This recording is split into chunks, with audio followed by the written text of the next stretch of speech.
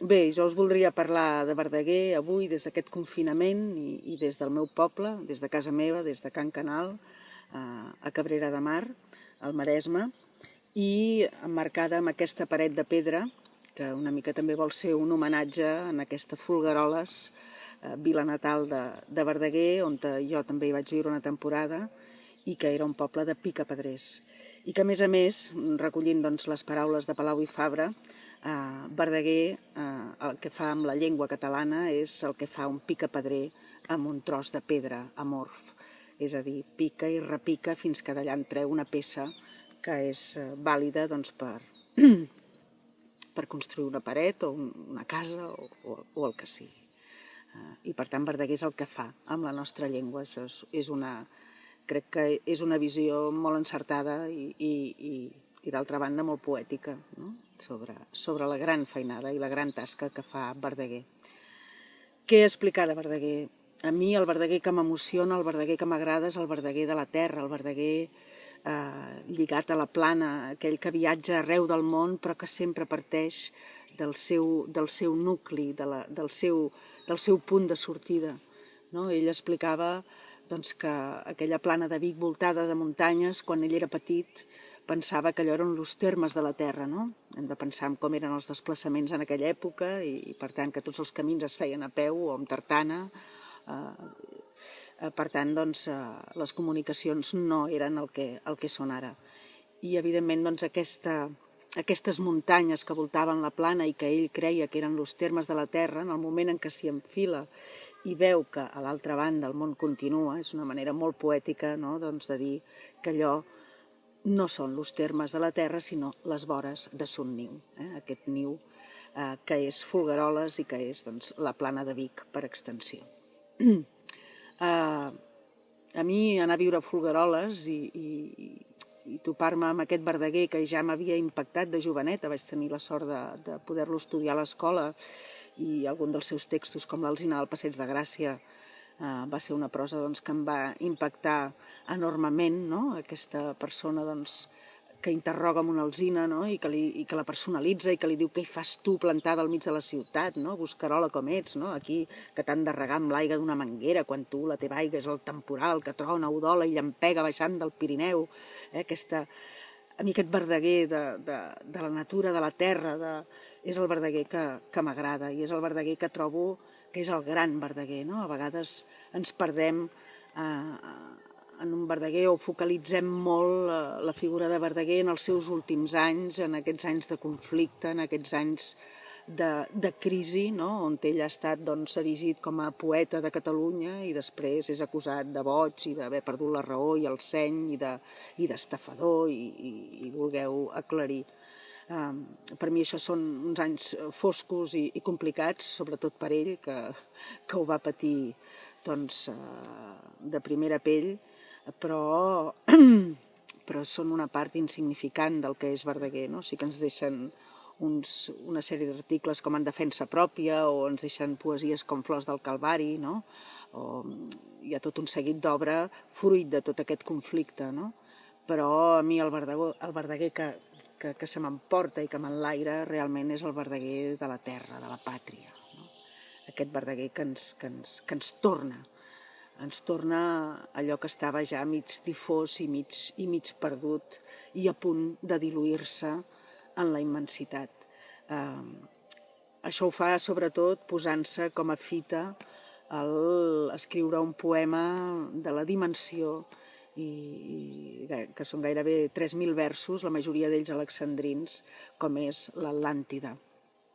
Aquest poema que ell inicia inspirant-se en Colom, considerant-lo com el màxim aventurer possible, un home que es llença a allò desconegut per assolir una fita i l'enfonsament d'aquest continent del qual tant se n'havia parlat i sobre el qual doncs, tanta obra escrita hi havia i a la qual ell també es refereix i s'hi documenta. No? Per tant, això Verdaguer sempre ho fa. Sempre escriu sobre el coneixement, o bé perquè ho viu, perquè ho camina, o bé perquè ho llegeix, no? I perquè i perquè es documenta.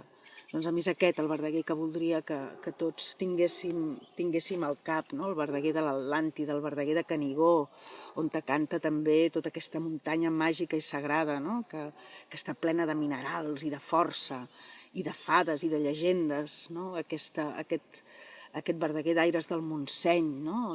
On intenta trobar aquesta connexió entre el que és aquella vida urbanita, no? Que s'està començant a generar en detriment d'aquella vida mil·lenària, no? Del pagès i del menestral, no? I dels petits oficis artesans, i que doncs, ell viu de ple, no? Aquest canvi es troba entremig d'aquestes dues grans corrents, no? I per tant tampoc vol que tot aquest canvi de vida, aquest creixement de les ciutats gràcies a la indústria, aquesta desertització del camp i de les muntanyes, doncs acabi amb tota una cultura mil·lenària, amb tot un coneixement del medi i de l'entorn, no? I de com relacionar-s'hi, que evidentment la urbanitat l'únic que ens ha dut és a perdre una mica aquest sentit, no? I bueno, avui estem confinats potser també per aquesta desmesura a la que ens ha abocat tot aquest món de la industrialització i etcètera, no? Encara ja estem a l'època tecnològica, ja hem fet un recorregut encara molt més enllà que no sé si ell mai s'hauria imaginat. Però, en fi, gràcies a això també avui tinc l'oportunitat de poder-vos parlar a través de les xarxes. Per tant, jo crec que és important reivindicar aquest Verdaguer potent sorgit de la terra, no? Aquest Verdaguer que veu la inspiració i que es fa poeta a partir de la contemplació del paisatge, no? Com ell explica tan bé en el poema L'Arpa, inspirat doncs, en aquest moment de catarsi, no? En el qual ell veu passar pel cel la musa catalana després d'estar contemplant una posta de sol des de l'ermita, on te veu el Pedraforca i el sol que es pon a darrere, convertint aquella muntanya en un Vesuvi, en un volcà atapeït de lava, no? I a més acompanyat amb l'escalf de la mare al costat, i també acompanyat d'un músic napolità ambulant que està tocant doncs, l'arpa, i amb aquella música i aquella contemplació del paisatge Verdaguer veu passar aquesta musa catalana que mai més doncs, l'abandonarà. Crec que a més aquest és el gran agraïment que hem de tenir cap a aquest poeta, no? Ell i molts altres evidentment van treballar, no? per aquesta recuperació de la nostra llengua, de la nostra cultura, de la nostra història, de la nostra tradició, però crec que ell és la pedra de toc, és el gran exponent. Sense Verdaguer no sé jo si hauríem pogut arribar fins avui en dia, no? Que encara siguent un país sense estat, doncs podem encara seguir parlant la nostra llengua.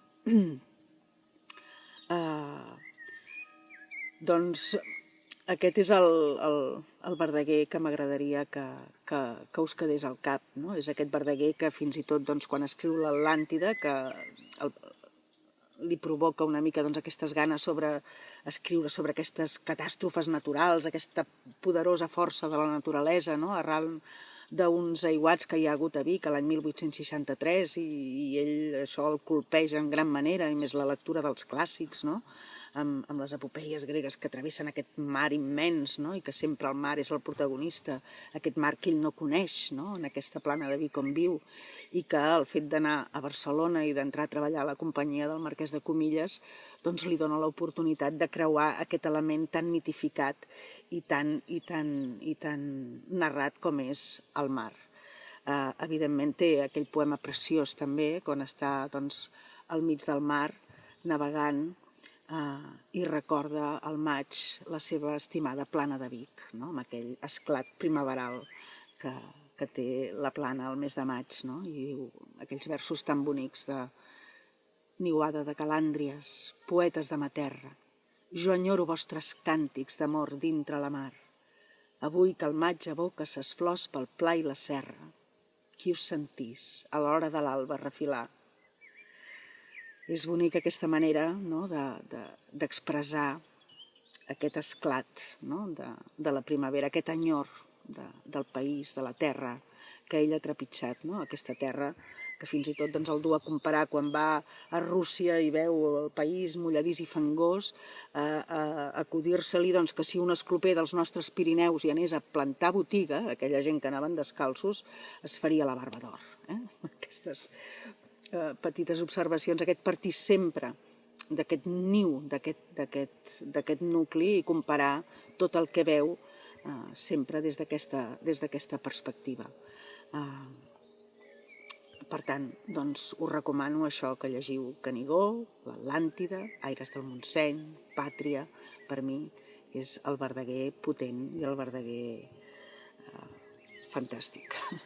I per acabar, ja que estem en moments de canvis climàtics i de virus estranys que ens fan adonar de la nostra petitesa, voldria acabar recitant-vos un fragment de l'Atlàntida, precisament, el Càntar Celus Atlants, on es reuneixen els titans per dir que, ostres, en el món i a l'entorn hi ha tota una sèrie de signes i de terratrèmols i de malvestats que fan pensar que alguna cosa grossa està a punt de passar.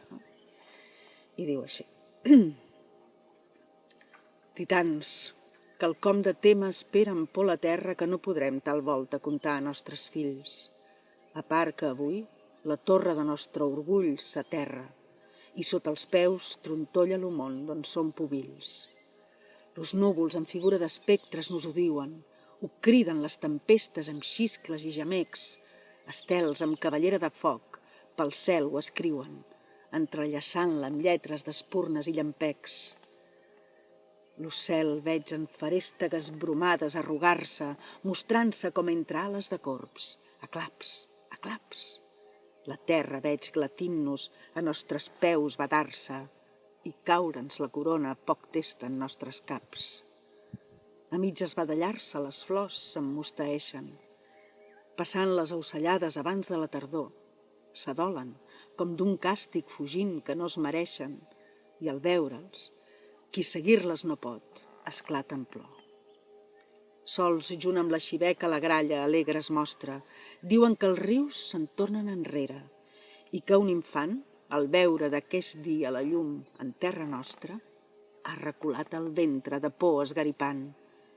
I què ens caldrà a nosaltres?